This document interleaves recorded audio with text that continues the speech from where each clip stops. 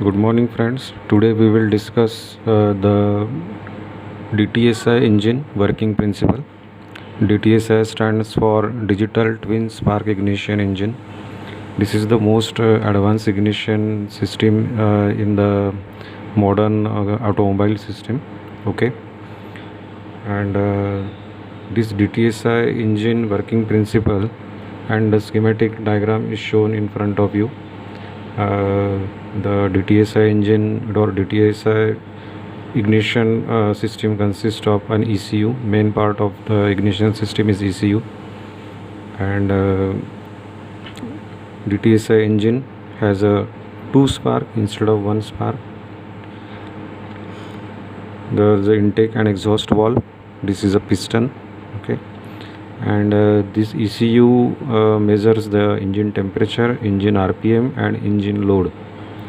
Okay, now how the DTSI engine works, what is the working of DTSI ignition system, that we will see. But first we will see the working of normal ignition system or simple ignition system. Now in the 4-stroke engine there are 4 strokes, namely first is intake stroke, second is compression stroke, expansion stroke, and last is exhaust stroke. Okay, in intake stroke what happened, the air fuel mixture from the carburetor is sucked inside the cylinder by opening the intake valve.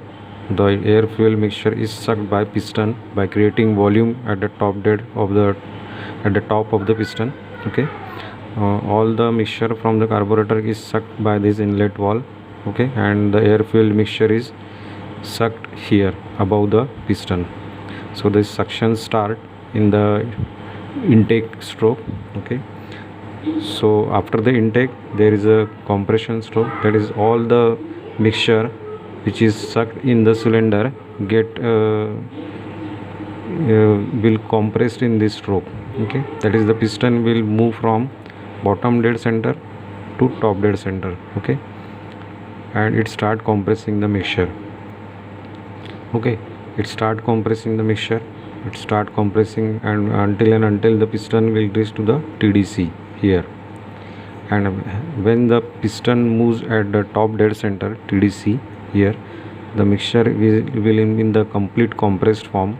Okay, and when the mixture is in the complete compressed form, okay, piston is in the top dead center, mixture is in the complete compressed form, and at this stage there is a introduction of spark, or spark is introduced in the combustion chamber. Okay, and once the spark is introduced, all the compressed mixture in the combustion chamber get ignited, it will get ignited.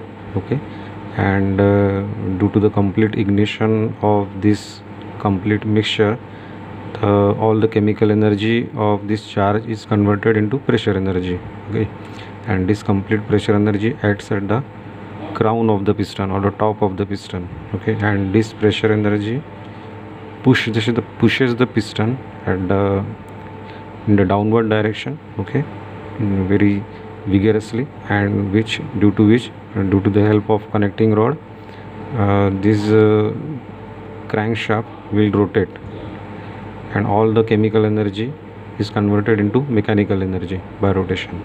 Okay, and after that the next stroke is exhaust, that is all the combustion burned gases present inside this combustion chamber is expelled out by opening of this exhaust valve. Once this exhaust valve is open, all the burned gases will expel out like this into the atmosphere. Okay, so our main focus is on this expansion stroke. Okay, how the DTSI system work, it will mainly work in this expansion stroke.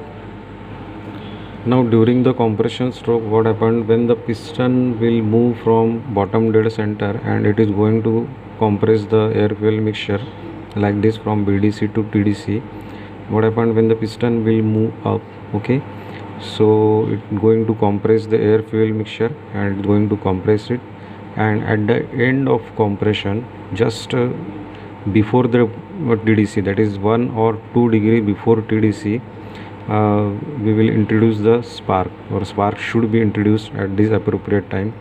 Okay, and at that time, okay, the wavefront, that is the spark which is generated in by the spark plug, the wavefront which is generated by spark plug, the wavefront generated by the spark plug will take certain time, that is it will initiate from the tip of the spark plug and end at the remotest part of the combustion chamber here, that is it will initiate from here and end at the remotest part of the combustion chamber when the piston is at TDC. So this process will take certain time. Let us say it will take a time of 1 second from starting the combustion from the tip of the spark plug to the remotest part of the combustion chamber. So this will take a timing of say 1 second, that is we assumed it is 1 second. Okay, so in this 1 second timing, the whole complete air fuel mixture will get burned, that is it will complete burn, and it will produces the maximum pressure. Okay, and in this 1 second, that is in this the interval of 1 second, the piston will move at the TDC. At the same time, piston will also move 1 or 2 degree after TDC. That is, if you see the crankshaft diagram, it will cross the top dead center. Okay, if this is a top dead center, so if this is a top dead center TDC, in which the connecting rod should be exactly in the straight position. Okay, it should be exactly at the straight position. So ideally the air fuel mixture will not ignited when the connecting rod is in the straight position, but the maximum pressure should attain when the connecting rod passes through this position, or 1 or 2 degree after the straight position. Okay, if the combustion takes place when the connecting rod and crankshaft are in the straight position like this, that is the center of this crankshaft and connecting rod are in the same line like this, if you show like this, then all the force generated on the piston, okay, all those generated by the piston get cancelled out. Okay, here these two forces, that is downward and upward reaction force, are get cancelled out, and there is a power loss in the engine. So ideally the combustion will takes place when the crankshaft will move 1 or 2 degree after the straight ahead position. Okay, like this is the ideal position of the crankshaft when there is a maximum pressure on the piston. Okay, in this case the piston will all the forces above the piston will push the crankshaft, and it will move in the clockwise direction. Okay, so there is no power loss in this case. So this is the ideal timing of the ignition system of the IC engine. Now what happened when the RPM of the engine get increases, that is the when the speed of the engine increases to 2000 or 3000 RPM or 4000 RPM, in that case the piston will move vigorously very fast, that is TDC to BDC, BDC to TDC. Okay, and in this case what happened, the time required to move the wavefront from this position, that is at the tip of the spark plug, to the end of the combustion chamber is very less. Okay, because the piston is moving very fast, and if we are and in the normal ignition system, what happened, this timing is the time required, that is the propagation time from this tip of the spark plug to the end of this combustion chamber is very low, okay, very less. So what happened, the piston will move at the top dead center, okay, and piston will also cross this top dead center, and it will move even more further, that is 6 to 7 to 8 degree here, okay, and piston will move in the downward direction like this. Piston position will be like this, okay, and in this position, in this position, that is this position of the piston, there is a complete combustion of mixture, okay. Whenever there is a complete combustion of mixture, piston will already attain the top dead center and move downward here at this position, okay, because the piston is moving very fast.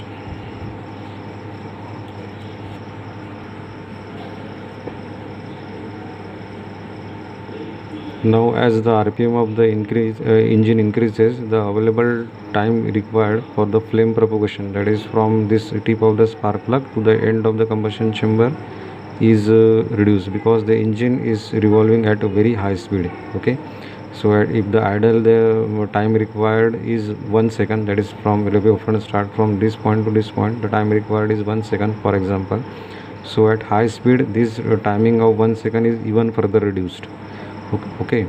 So at very high speed, 3000 to 4000 rpm, this time required for the flame propagation is reduced, and the flame will not propagate completely. It will because of the high rpm of engine and the less available time, the flame will not propagate and it will not reach to the end of the combustion chamber. So most of the charge present inside this combustion chamber left unburned, and at the high rpm of the engine, the power output will goes on reducing as the rpm of the engine increases, okay. So this is the problem of main problem of conventional ignition system, okay. So to counter this problem, the digital ignition systems are introduced, or the digital twin spark ignition systems are introduced by the motorcycle, or we say the high performance motorcycle, okay, motorcycle and cars.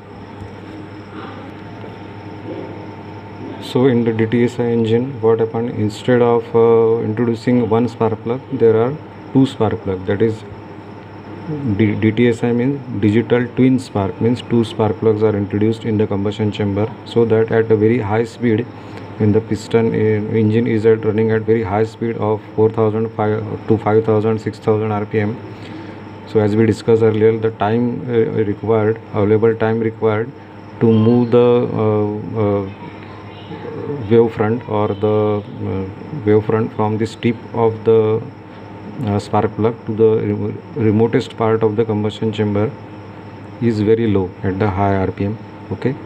So by introducing two spark plug, this time required to move the wavefront will reduced, okay.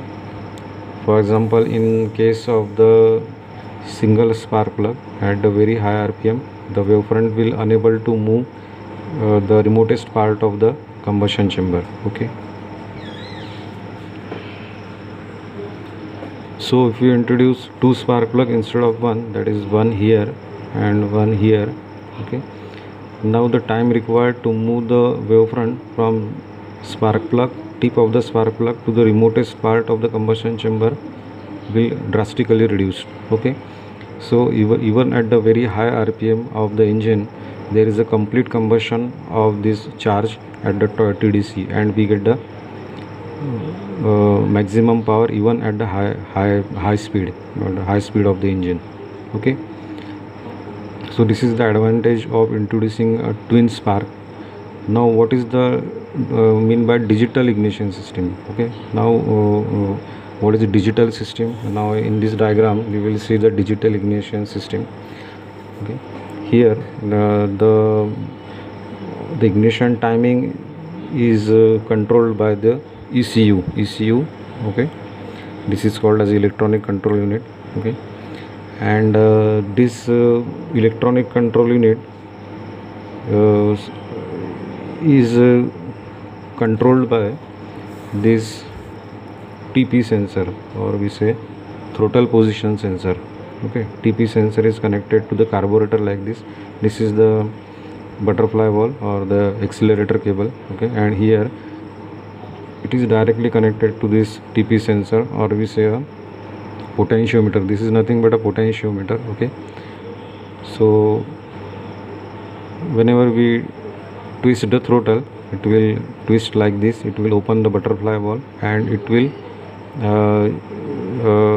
reduces and increases the resistance. So this is a sort of a variable resistor. Okay, so at idle position this will give a very low output, that is, say, let us say 1 volt at idle position. So when the butterfly valve is closed, and when gradually we increases, accelerate, and gradually the butterfly valve is open, the voltage will move from 1 volt to 2 volt to 3 volt to 4 volt to 5 volt. Okay, so digitally the voltage will increased. Okay, and this digital increased voltage will go to, all this signal will pass to ECU, electronic control unit. Okay,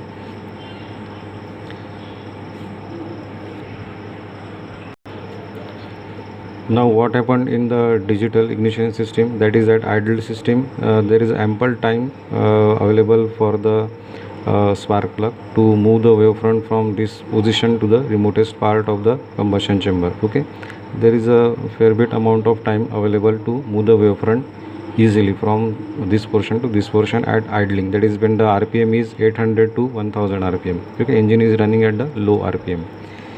Okay, but as the engine speed increases, that is from 2000 to 3000 RPM, okay, the time required for this wavefront to move from this tip to this remotest portion is reduces. Okay, there is a very little time available to for the complete combustion of this mixture. Okay, so in this case what happened, the ignition, what we say, the timing of this spark should be in the advanced position, or it should be advanced 1 or 2 degree before TDC.